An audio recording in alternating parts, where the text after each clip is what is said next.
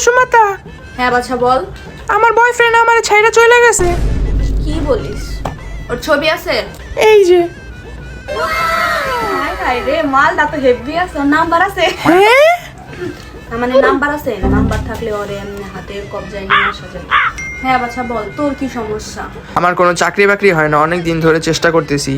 কি বলিস? শোন, রাতের অন্ধকারে আমার ওই যে দরজা আছে না, দরজার পেছনে 1,00,000 টাকা কালো কাপড় দিয়ে মোড়ায় রাখা যাবে, ঠিক আছে? তোর চাকরি বাকরির কোনো অভাব হবে না। কিন্তু আমার কাছে তো 20 টাকাও নেই। আচ্ছা সমস্যা নাই, আরেকটা পদ্ধতি আছে। দেখি তোর হাতটা দে তো। হ্যাঁ বল, তোর কি সমস্যা? হে মাতা, আমার একটা ফোনের দোকান ছিল। শোন, তোর ফোনের দোকানে কি আইফোন আছে? আছে। তোর দোকান থেকে রাতের অন্ধকারে আমার ময়লার বালতির ভেতরে একটা আইফোন রাখা যাবি। তোর ব্যবসার কোনো অবনতি হবে না। কিন্তু হে মাতা, আমার দোকান তো পুরো ছাই হয়ে গেছে। তুই এখন হেনে বই রয়েছিস। হে মাতা, হ্যাঁ বল। আমার স্বামী আমাকে দেখতে পারে না। কি করে তোর স্বামী? আমার স্বামীর একটা মোমোর দোকান আছে। শোন, তোর স্বামীর মোমোর দোকান থেকে প্রতিদিন সন্ধ্যার সময় আমার জন্য 2 বাটি মোমো দিয়ে যাবি। তাইলে তোর স্বামীর সাথে তোর সম্পর্ক আর খারাপ থাকবে না।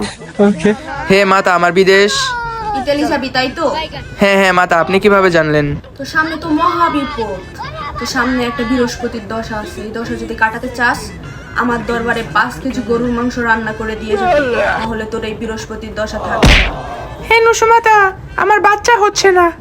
কি বলিস? এই অবস্থা? শোন, তোর বাচ্চা হবে, তবে একটা হাজত দিতে হবে।